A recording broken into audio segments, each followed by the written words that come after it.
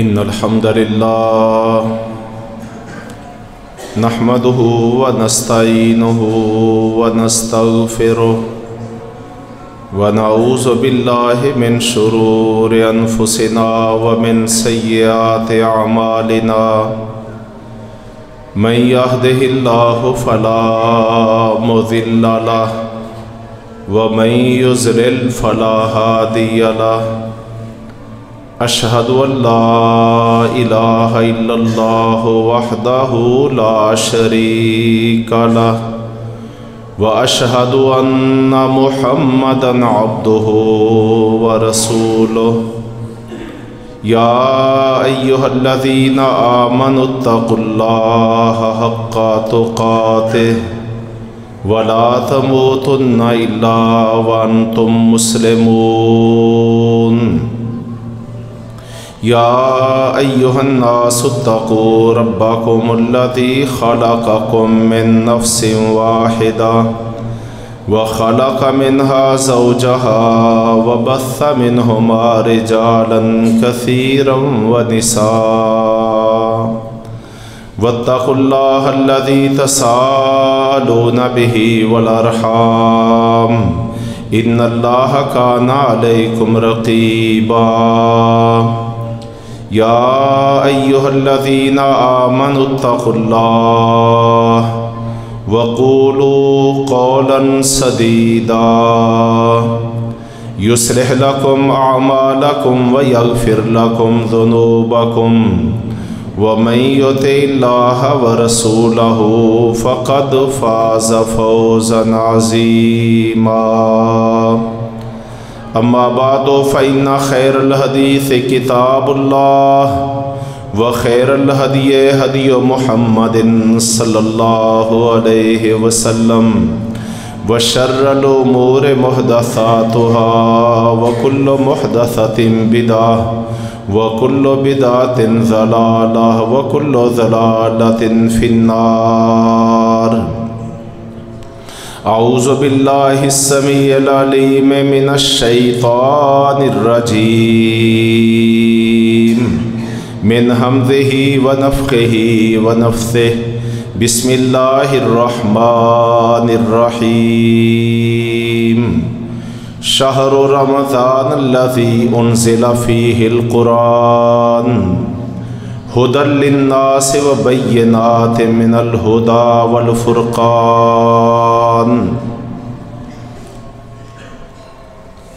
محترم بھائیو، رمضان کا بابرکت پر رحمت اللہ کے فضل اور اس کی عنایات کو دعوت دینے والا ماہ مبارک ہم اس سے مستفید ہو رہے ہیں۔ اللہ رب کریم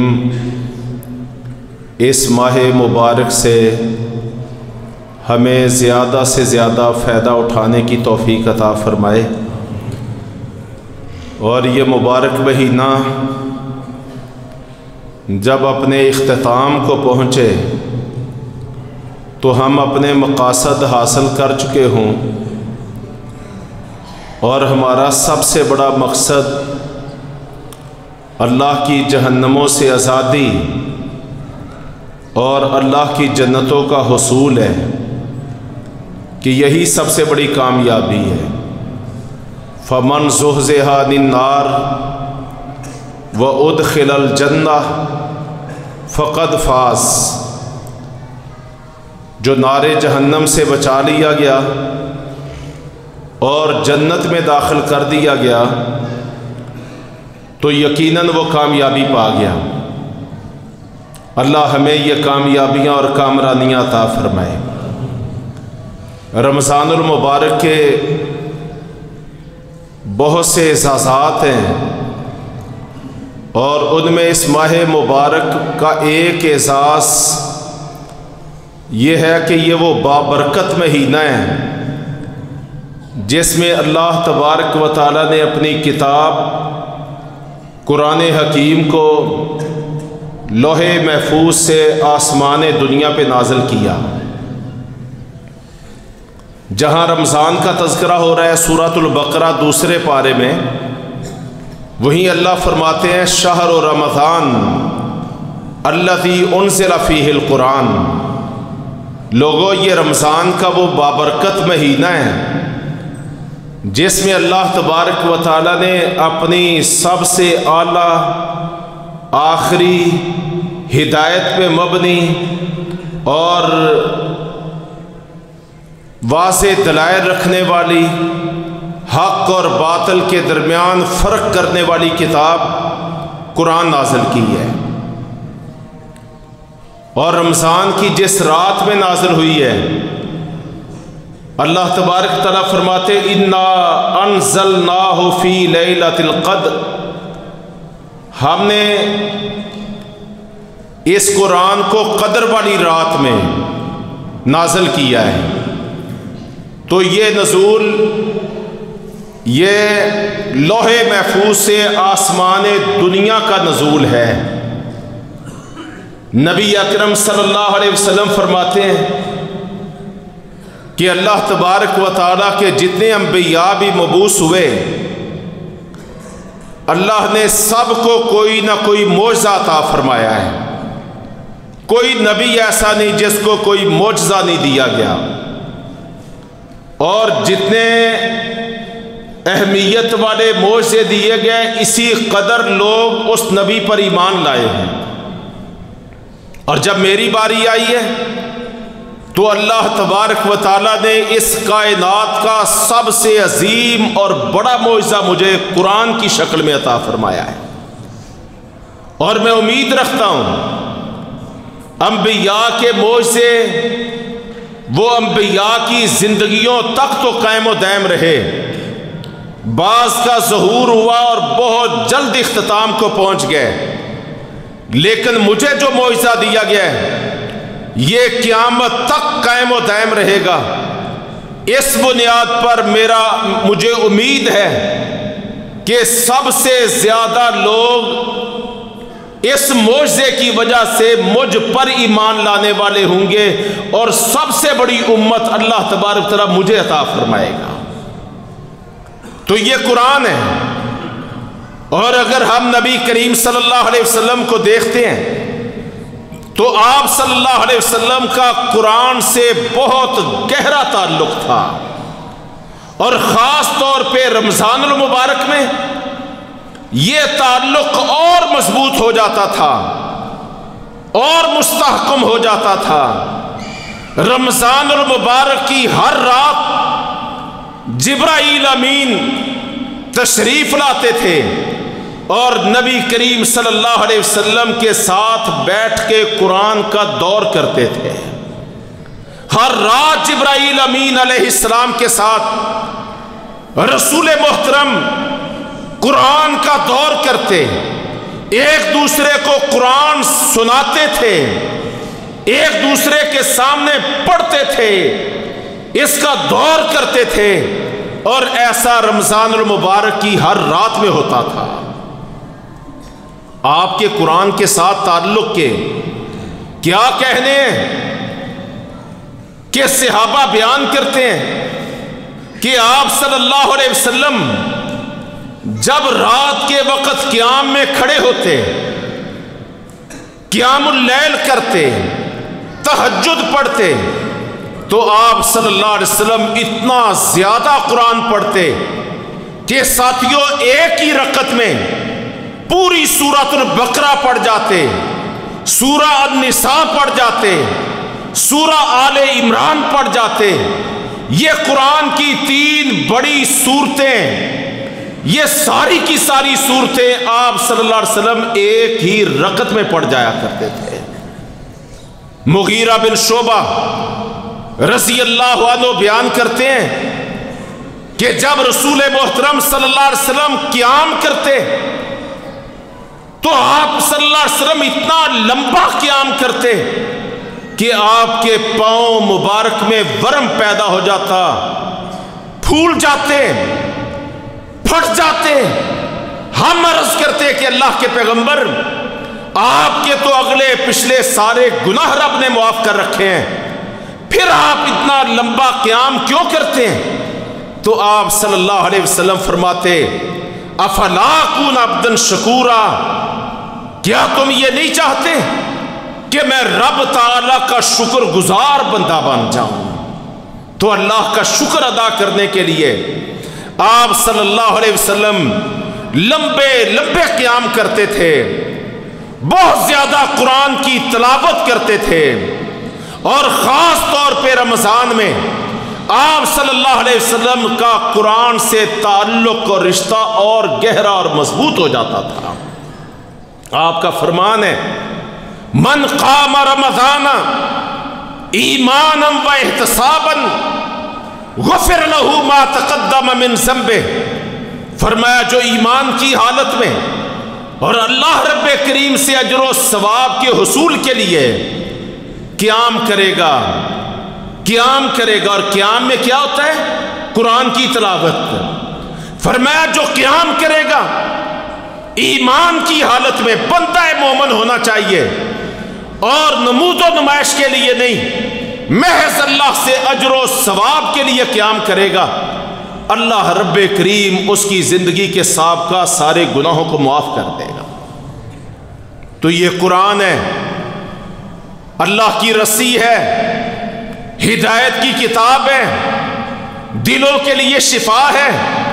نبی کریم صلی اللہ علیہ وسلم فرمایا کرتے تھے اے رب کریم اس قرآن کو میرے لیے سینے کی بہار بنا دے، میرے غموں کا مداوا بنا دے، میرے دکھوں کی دوا بنا دے، ہر مشکل کا علاج بنا دے۔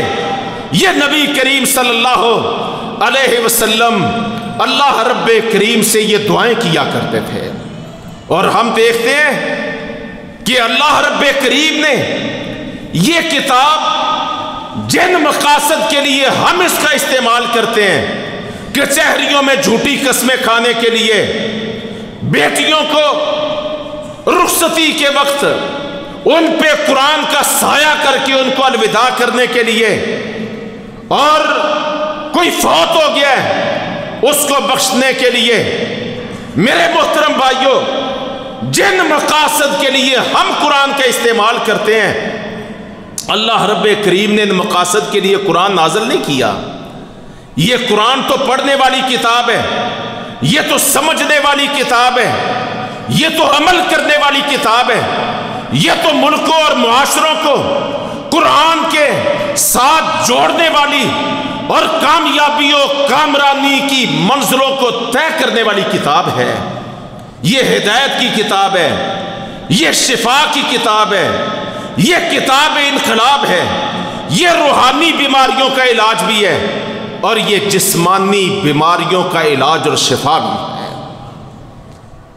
احادیث میں کتنے واقعے آتے ہیں۔ سیدہ عائشہ رضی اللہ عنہ فرماتی ہیں جب نبی محترم صلی اللہ علیہ وسلم مرض الموت میں مبتلا تھے تو آپ صلی اللہ علیہ وسلم پہلے معوذتین قل اعوذ برب الفلق اور قل اعوذ برب الناس یہ صورتیں پڑھ کے دم کیا کرتے تھے۔ جب آپ صلی اللہ علیہ وسلم کی تکلیف بڑھ گئی تو عائشہ صدیقہ رضی اللہ عنہ بیان کرتی ہیں کہ میں نبی کریم صلی اللہ علیہ وسلم پر معوذتین کو پڑھتی، دم کرتی، اور آپ کے دائیں ہاتھ کو آپ صلی اللہ علیہ وسلم کے جسم اطہر پر پھیرتی تھی، آپ کے ہاتھ کی برکت کی امید سے آپ کے ہاتھ کو پھیرتی تھی۔ اور معوذتین ان میں اللہ رب کریم نے بڑی شفا رکھی ہے، بڑا علاج رکھا ہے۔ جادو ٹونے، نظر بد، حاسدوں کا حسد، شریروں کا شر، شیطانوں کی شیطانیت سے جو شخص بچنا چاہتا ہے اس کو چاہیے کہ وہ معوذات کا اہتمام کر لے، ادھر ادھر دھکے کھانے کی بجائے، اور اپنا ایمان بھی، اپنی عزت بھی، اپنا سرمایہ بھی ضائع کروانے کی بجائے خود وہ قرآن کی ان آخری صورتوں کا اہتمام کر لیا کرے۔ ابو سعید خدری صحابی ہے رسول اللہ صلی اللہ علیہ وسلم کے، بیان کرتے ہیں کہ ہم ایک سفر پر تھے، بھوک کڑاکے کی لگی ہوئی تھی. ایک بستی والوں سے ہم نے اپیل کی کہ ہم اللہ کے رسول کے ساتھی ہیں, مدینہ سے چلے ہیں, منظروں پہ منظریں طے کرتے ہوئے تمہاری بستی کے قریب پہنچے ہیں, ہمیں بھوک نے بڑا ستایا ہوا ہے, تم ہماری مہمان نوازی کر دو, ہماری کوئی خدمت کر دو. لیکن وہ بڑے کڑوے مزاج کے, بڑے بخیل سوچ اور مزاج کے لوگ تھے. انہوں نے ان مسافر بھوکے نبی کے مومن ساتھیوں کو کھانا کھلانے سے انکار کر دیا. اللہ کا کرنا ایسا ہوا کہ اس بستی کے سردار, اس بستی کے چیئرمین کو بچھو نے ڈس لیا. بڑا علاج معالجہ کیا, بڑے ادھر ادھر بھاگے, لیکن کوئی عافیت, کوئی شفا نہ اس کو ملی. بالآخر لشکر صحابہ کے پاس وہ لوگ آئے کہ ہمارا سردار تو موت و حیات کی کشمکش میں ہے, کوئی تم میں سے ہو جو اس کا علاج کر سکے. ابو سعید خدری بیان کرتے ہیں کہ ہم میں سے ایک آدمی نے کہا, ہاں میں علاج تو کر سکتا ہوں, میرے پاس اس بچھو کے ڈسے کا علاج تو موجود ہے, لیکن تم لوگوں نے ہماری مہمان نوازی نہیں کی, اب میں بھی فری میں علاج نہیں کروں گا, پہلے میرے ساتھ طے کرو. کہنے لگے ہم اتنی بکریاں دیں گے, تم ہمارے سردار کا علاج کرو. ابو سعید خدری رضی اللہ عنہ کہتے ہیں کہ ہم وہاں پہ گئے اور غالباً یہ خود ہی تھے دم کرنے والے. کہتے ہیں میں نے بار بار سورۃ الفاتحہ کو پڑھا. سورۃ الفاتحہ جو ہمارے بچوں کو بھی آتی ہے, بوڑھوں کو آتی ہے, مردوں کو آتی ہے, عورتوں کو آتی ہے. سورۃ الفاتحہ پڑھتا اور اپنا لعاب لیتا اور جہاں بچھو نے ڈسا تھا وہاں پہ اپنا لعاب لگاتا, تھوک ہلکی سے لگاتا, تھتکار دیتا وہاں پہ. اور یوں تھوڑی دیر گزری تھی کہ رب تعالیٰ نے سورۃ الفاتحہ کی برکت سے اس سردار کو شفا عطا فرما دی. تو میرے محترم بھائیو, قرآن پورا ہی شفا ہے, قرآن پورا ہی شفا ہے. یہ روحانی اور جسمانی بیماریوں کا کافی شافی علاج ہے. امام ابن القیم رحمہ اللہ بیان کرتے ہیں, اپنی کتاب میں وہ بیان کرتے ہیں کہ میں مکہ مکرمہ میں گیا اور مجھے بڑی گمبھیر اور خطرناک بیماریوں نے گھیر لیا, اور کوئی طبیب اور ڈاکٹر مجھے میسر نہیں آ رہا تھا جو میری ان بیماریوں کا علاج کرے. کہتے ہیں میں نے صرف ایک چیز کا اہتمام کیا, بیماریاں بڑی خطرناک مجھے لاحق ہو گئی تھیں, طبیب اور ڈاکٹر میسر نہیں آ رہے تھے, سو میں نے مسلسل سورۃ الفاتحہ کو پڑھ کے میں اپنے اوپر دم کرتا رہا, اور اللہ رب کریم نے ان تمام بیماریوں سے مجھے شفا عطا فرما دی. صحیح مسلم میں نبی کریم صلی اللہ علیہ وسلم کا فرمان ہے, فرمایا کہ اے میری امتیوں, اپنے گھروں کو قبرستان نہ بناؤ کہ قبرستانوں میں قرآن نہیں پڑھا جاتا, قبرستانوں میں قرآن پڑھنا جائز نہیں ہے. اپنے گھروں کو قبرستان نہ بناؤ, زندوں کی رہائشیں اماج گاہیں بناؤ, مردوں کے قبرستان اپنے گھروں کو نہ بناؤ. فرمایا جس گھر میں سورۃ الفاتحہ پڑھی جائے, جس گھر میں سورۃ البقرہ پڑھی جائے, اس گھر میں شیطان داخل نہیں ہوتے. آج یہ جنات کا معاملہ, جنوں میں بھی شیطان ہوتے ہیں, انسانوں میں بھی شیطان ہوتے ہیں, جو بہت زیادہ فتنہ بازیاں ہمارے گھروں میں, افراد میں, بچوں میں, بڑوں میں یہ جب لاحق ہو جاتے ہیں بڑی مصیبت کا باعث بن جاتے ہیں. آپ صلی اللہ علیہ وسلم نے ان شیاطین سے بچنے کا نسخہ شافی و کافی بیان کر دیا. فرمایا جس گھر میں سورۃ البقرہ کی تلاوت ہوتی ہو, سورۃ البقرہ پڑھی جاتی ہو, اس گھر میں شیاطین کے لیے کوئی پناہ گاہ نہیں ہوتی, اس گھر میں شیاطین داخل ہی نہیں ہو سکتے. ذرا تجربہ تو کرو, قرآن سے رشتہ تو جوڑو, صاحب قرآن تو بنو. اللہ کی قسم زندگیاں سنور جائیں گی, فیوچر برائٹ ہو جائے گا, مستقبل روشن ہو جائے گا. یہ برائٹ فیوچر نہ کسی اور درسگاہ میں موجود ہے, نہ کسی یونیورسٹی اور ادارے میں موجود ہے، نہ زندگی کے کسی اور رنگ اور ڈھنگ میں موجود ہے۔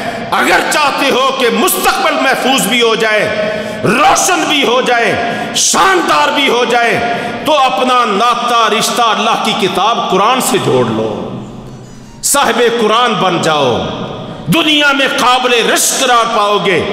کہ نبی کریم صلی اللہ علیہ وسلم نے فرمایا 2 آدمیوں کے علاوہ کوئی شخص ایسا نہیں ہے کہ جس کا کردار قابل رشک ہو۔ قابل رشک صرف 2 قسم کے لوگ ہیں۔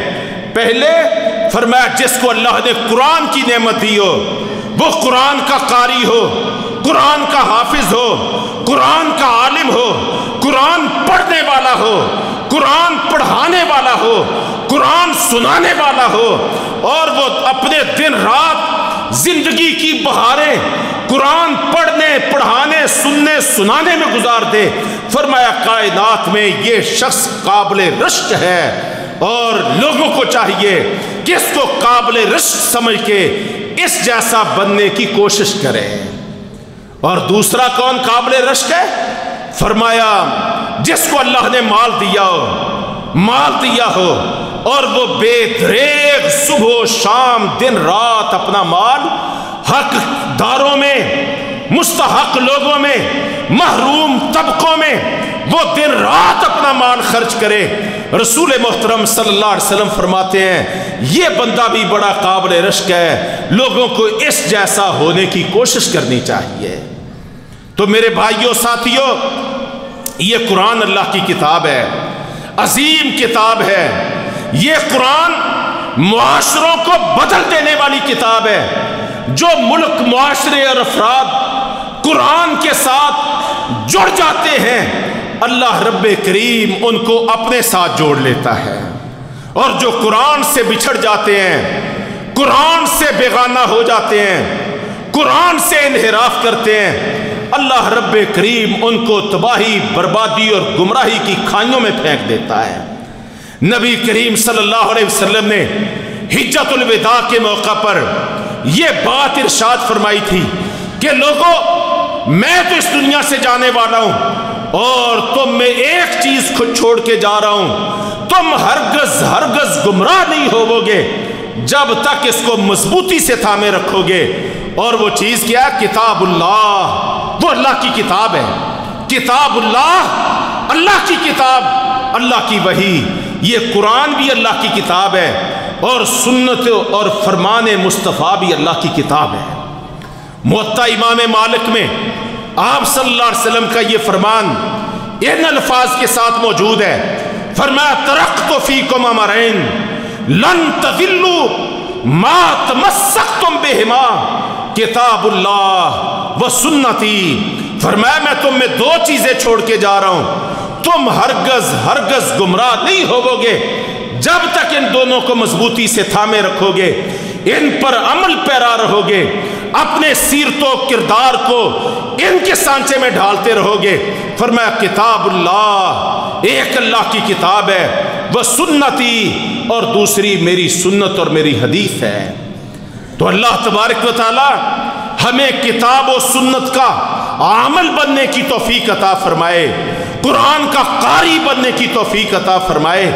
آپ صلی اللہ علیہ وسلم نے فرمایا کائنات میں کوئی کتاب ایسی نہیں ہے ساتھیوں بھائیوں کہ جس کے ایک ایک لفظ حرف کو پڑھنے سے ایک ایک حرف پہ 10 نیکیاں ملتی ہوں۔ یہ کتاب ہے تو صرف اللہ کی کتاب قرآن ہے۔ فرمایا رسول اللہ صلی اللہ علیہ وسلم نے جو قرآن پاک کا ایک حرف پڑھے، اللہ تبارک تعالیٰ اس کے نامہ اعمال میں 10 نیکیاں لکھ دیتا ہے۔ آپ نے فرمایا میں یہ نہیں کہتا کہ الف لام میم ایک حرف ہے، بلکہ الف ایک ہے، لام دوسرا ہے، اور میم تیسرا حرف ہے۔ جو الف لام میم پڑھتا ہے، رب کائنات اس کے نامہ اعمال میں 30 نیکیاں لکھ دیتا ہے۔ یہ اعزاز ہے، یہ امتیاز ہے تو صرف اللہ کی کتاب قرآن کو ہے۔ اور قیامت والا دن ہوگا، قیامت والا دن ہوگا، قرآن سے تعلق رکھنے والا، اہتمام کے ساتھ قرآن پڑھنے والا، قرآن کے ساتھ ناتا رشتہ قائم رکھنے والا اللہ رب کریم قیامت والے دن اس کو فرمائیں گے کہ اے میرے بندے اب پھر تو قرآن پڑھنا شروع کر دے اور جنت کی منزلوں پہ منزلیں طے کرنا شروع کر دے. جہاں جا کے تیرے قرآن کی تلاوت ختم ہوگی، تیری قرات ختم ہوگی، میں نے جنت میں وہی تیرا ٹھکانہ بنایا ہوگا.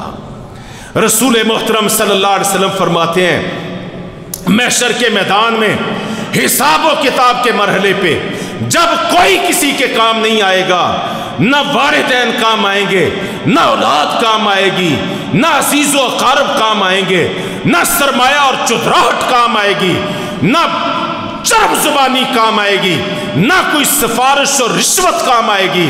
فرمایا اس موقع پر دو چیزیں ہوں گی جو ایک بندہ مومن کی اللہ کے دربار میں سفارش کریں گی. ایک سفارش رمضان کرے گا کہ اللہ رب کریم میں تیرا مہینہ رمضان گواہی دیتا ہوں کہ تیرے اس بندے نے میرے احترام کے تقاضوں کو ملحوظ رکھتے ہوئے 14 گھنٹے یہ بھوک سے بھی بچتا رہا، یہ بھوک بھی برداشت کرتا رہا، یہ پیاس بھی برداشت کرتا رہا، یہ جھوٹ اور گناہ کے کاموں سے بھی بچتا رہا. اس نے میرے پورے تقاضوں کا اہتمام کر کے سارا دن بھوک اور پیاس برداشت کی ہے. آج محشر کے میدان میں اے رب کریم تیرے اس روزے دار بندے کی سفارش کرتا ہوں. آپ صلی اللہ علیہ وسلم نے فرمایا رمضان جب سفارش کرے گا اللہ رب کائنات رمضان کی سفارش کو قبول کرے گا. اور دوسرا سفارشی قرآن ہوگا اور وہ کیا کہے گا کہ اے رب تعالیٰ یہ دن کو روزے رکھتا تھا اور جب رات کے اندھیرے چھا جاتے تھے دنیا سمٹ جاتی تھی، ہر طرف گپ اندھیرا چھا جاتا تھا، لوگ خراٹے بھر رہے ہوتے تھے. یہ تیرا بندہ تھا جو رات کی تاریکیوں میں مجھے پڑھتے ہوئے قیام کیا کرتا تھا اور رات کا بڑا حصہ میری تلاوت اور قرات میں گزارا کرتا تھا. اے اللہ میں قرآن ہوں، تیرا کلام ہوں، آج تیرے اس بندے کی سفارش کرتا ہوں. رسول اللہ صلی اللہ علیہ وسلم نے فرمایا اللہ تبارک تعالیٰ رمضان کی سفارش کو بھی قبول کرے گا، قرآن کی سفارش کو بھی قبول کرے گا، اور یوں اس بندہ مومن روزے دار اور صاحب قرآن کی نجات اور بخشش کا ذریعہ قرآن بھی بن جائے گا اور رمضان بھی بن جائے گا. اللہ تبارک و تعالی ہمیں قرآن سے بھی رشتہ جوڑنے کی توفیق عطا فرمائے اور رمضان کے تقاضوں کو بھی نبھانے کی توفیق عطا فرمائے. تو ساتھیو بھائیو یہ بہترین موقع ہے. باقی 11 مہینوں میں ہم دنیا کے دھندوں میں پڑے رہتے ہیں، بہت ہی در ادھر کے کاموں میں الجھے رہتے ہیں، ہمارے پاس وقت ہی نہیں ملتا. اب وقت ہے، ہمارے پاس ناشتے کا وقت بھی فارغ ہو گیا، ظہر کے کھانے میں جو گھنٹہ ڈیڑھ لگتا تھا وہ بھی فارغ ہو گیا. دن کے بہت سارے لمحات رمضان کی برکت سے ہمیں فراغت کی گھڑیاں مل گئیں.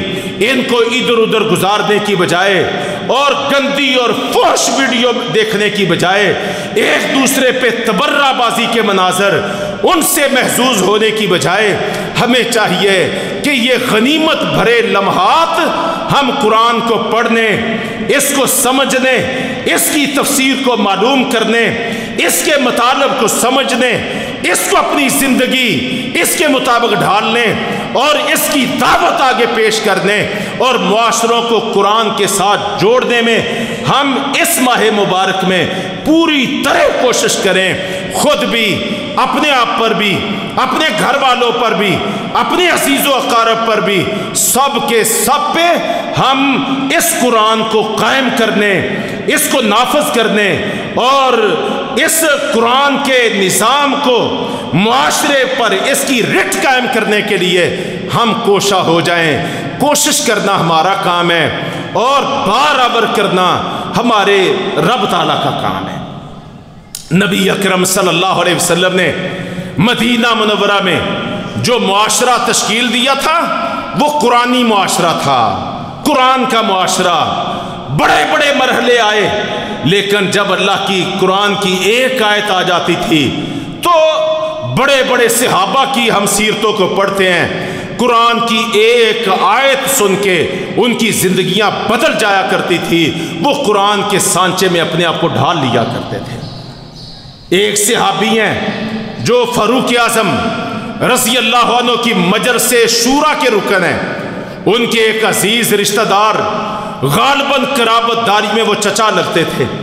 وہ کہنے لگے کہ آپ امیر المومنین کے بہت مقرب ہیں، ان کی شورا کے رکن ہیں، اور آپ میری بھی ملاقات امیر المومنین سے ارینج کریں۔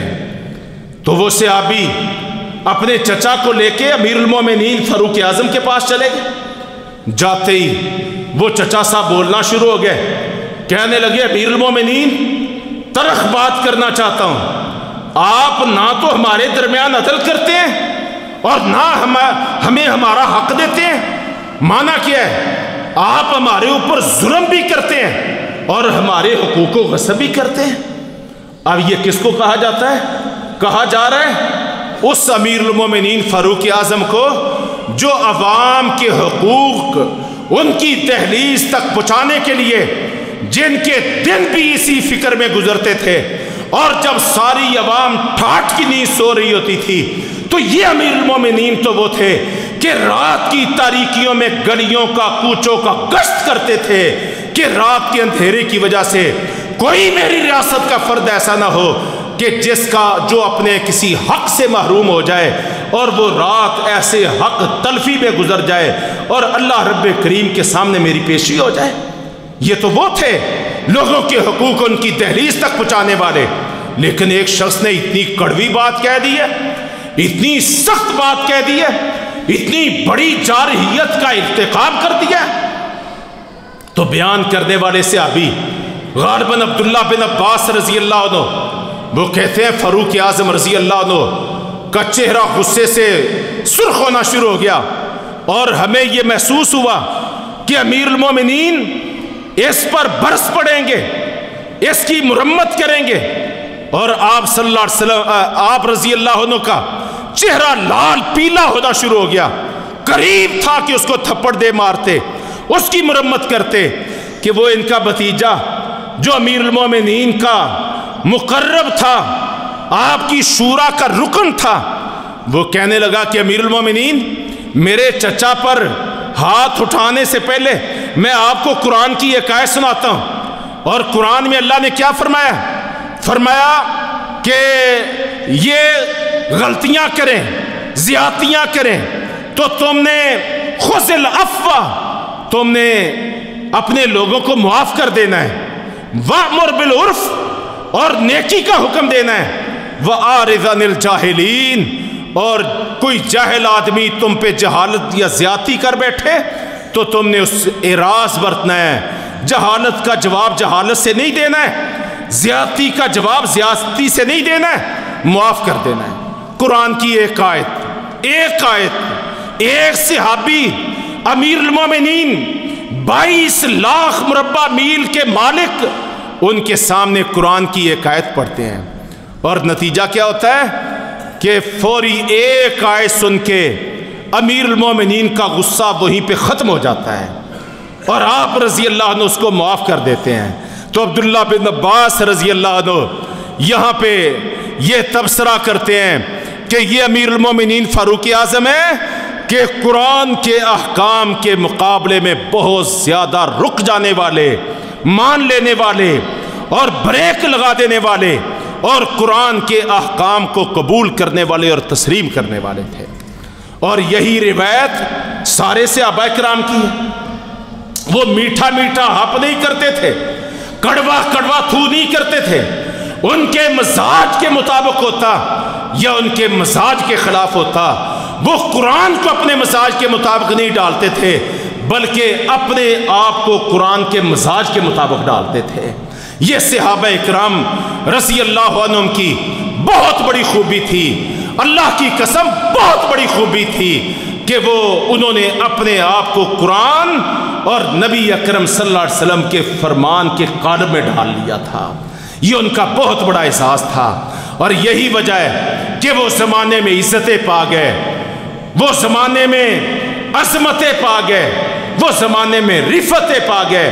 नबी अकरम सल्लल्लाहु अलैहि वसल्लम का ये फरमान मैं अक्सर बेशतर महफिलों में बयान करता रहता हूँ कि आप सल्लल्लाहु अलैहि वसल्लम फरमाया करते थे, इन्नल्लाह यरफ़अ बिहाज़ल किताब अक़वामन, कि अल्लाह तबारक तआला इस किताब कुरान की वजह से कई कौमों को दुनिया में इज़्ज़तें, अज़मतें, रिफ़तें, हुकूमतें, खिलाफतें और इक़्तिदार अता फरमाता है।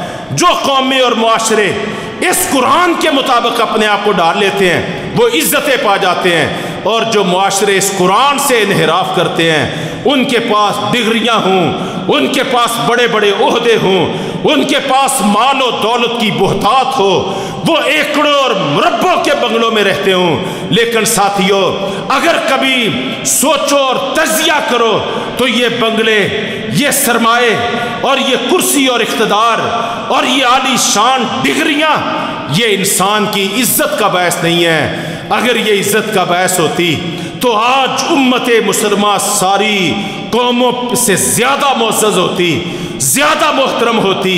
आज दुनिया में इसका डंका बज रहा होता, आज इसकी अज़मत का तोती बोल रहा होता। अगर माल में इज्जत होती, दौलतों में इज्जत होती, कुर्सियों इक़्तिदार में इज्जत होती, कोठियों बंगलों में इज्जत होती और रंग बिरंगे कपड़ों में इज्जत होती, तो जो नेमतें आज ये दुनियावी नेमतें अल्लाह ने इस उम्मत को अता फरमा रखी हैं, माजी में तो इसका तसव्वुर नहीं किया जा सकता था। लेकिन आज देख लो, गुलामियाँ हैं, ज़िल्लतें हैं, रुसवाइयाँ हैं, पस्तियाँ हैं और जकड़बंदियाँ हैं। आज मुल्क हमारे हैं, मुआशरे हमारे हैं, ज़मीनें हमारी सोना उगलती हैं, दरिया हमारे पानी बहाते हैं और सनतें हमारी घूमती हैं और मादनियात हमारी हैं और अल्लाह की बेपनाह नेमतें आज हमारे पास हैं, लेकिन हमारा किसी पर इख्तियार नहीं है। पास्को के गुदामों में आज चले जाओ, पहाड़ों जैसे ढेर लगे हुए हैं 2021 की गंदम के, 2022 की गंदम के, लेकिन आज जिल्लत और रुसवाई की इंतहा ये है कि लोग आटे के एक एक तोड़े के लिए अपनी जानें भी पेश किए जा रहे हैं। क्या रुसवाई और जिल्लत है। गंदम हमारी है, रेट हम नहीं तय कर सकते। पेट्रोल सारी दुनिया में सस्ता हो रहा है, सिवाय पाकिस्तान के। डंडे के जोर पे, गर्दन पे मुक्का रख के कहा जाता है सारी दुनिया में भी सस्ता हो।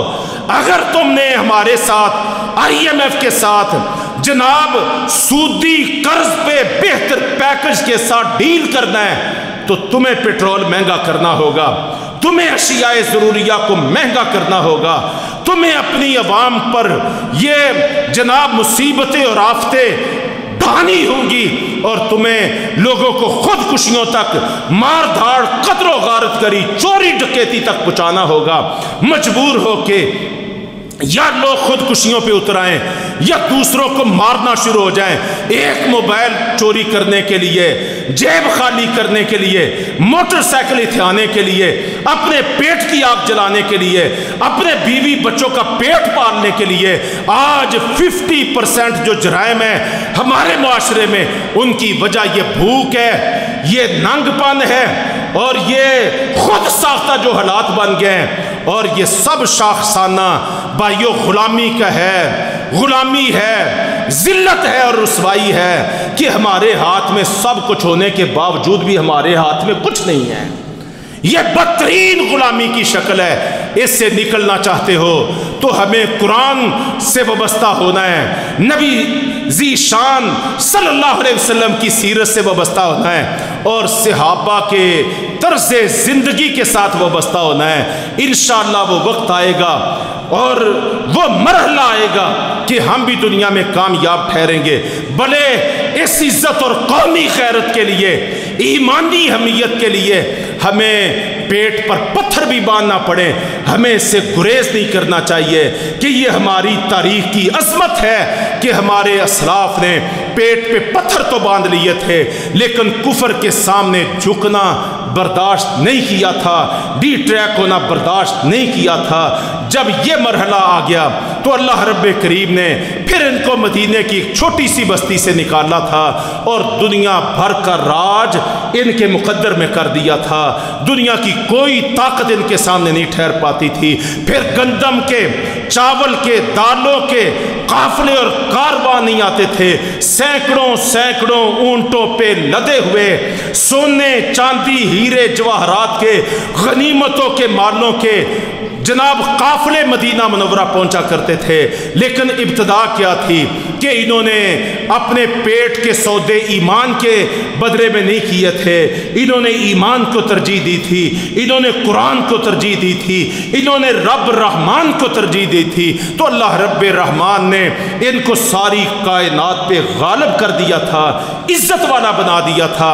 آج بھی یہی سبق ہے۔ رمضان المبارک جو قرآن کا مہینہ ہے، اسی مناسبت سے میں نے یہ چند باتیں آپ بھائیوں سے عرض کی ہیں کہ ہمیں پھر قرآن کی طرف پلٹنا ہے، صاحب قرآن کی طرف پلٹنا ہے، ان کی سیرت و کردار اور عملی تفسیر کی طرف پلٹنا ہے۔ انشاءاللہ عزتیں بھی ملیں گی، عظمتیں بھی ملیں گی، صحت بھی ملے گی، شفا بھی ملے گی، روحانی جسمانی بیماریوں کا علاج بھی ملے گا، غلامیوں سے آزادی بھی ملے گی، دنیا میں اللہ تبارک تعالیٰ کی رحمت اور برکت بھی ملے گی، سعادتیں بھی ملیں گی، سکون قلب بھی ملے گا، ڈپریشن سے ہم بچ جائیں گے، یہ نفسیاتی بیماریوں کا شکار ہونے سے بچ جائیں گے، اور آخرت میں اللہ کی جنتوں کے حقدار ٹھہریں گے۔ اللہ سمجھنے کی اور عمل کی توفیق عطا فرمائے۔ اقول قولی ھذا استغفر اللہ لی ولکم۔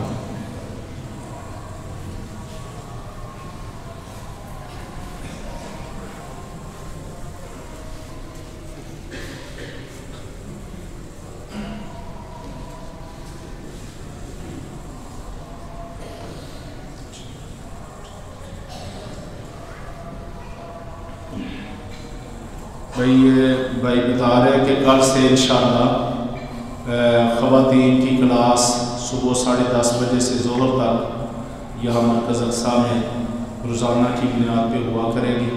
اپنے گھر والوں کو ہمیں اس قرآن کی کلاس میں بھیجنا چاہیے تاکہ ہماری خواتین کو، بہنوں، ماؤں، بیٹیوں کو بھی قرآن کا فہم ملے اور وہ بھی معاشروں کو قرآن کے ساتھ جوڑنے والی بنے۔ اللہ اس کی توفیق عطا فرمائے۔ ان الحمد للہ نحمده ونستعینه ونستغفره ونعوذ باللہ من شرور انفسنا ومن سیئات اعمالنا من يهده اللہ فلا مضل له ومن يضلل فلا هادی له اشہد ان لا الہ الا اللہ وحدہ لا شریک له واشہد ان محمدا عبدہ ورسولہ۔ اللہم صلی علی محمد وعلی آل محمد کما صلیت علی ابراہیم وعلی آل ابراہیم انکا حمید مجید۔ اللہم بارک علی محمد وعلی آل محمد کما بارکت علی ابراہیم وعلی آل ابراہیم انکا حمید مجید۔ اما بعد فإن خیر الحدیث کتاب اللہ وخیر الہدی ہدی محمد صلی اللہ علیہ وسلم وشر الامور محدثاتها وکل محدثۃ بدعہ وکل بدعۃ ضلالہ وکل ضلالۃ فی النار۔ سبحان ربک رب العزۃ عما یصفون وسلام علی المرسلین والحمد للہ رب العالمین۔ قاری عمر فاروق صاحب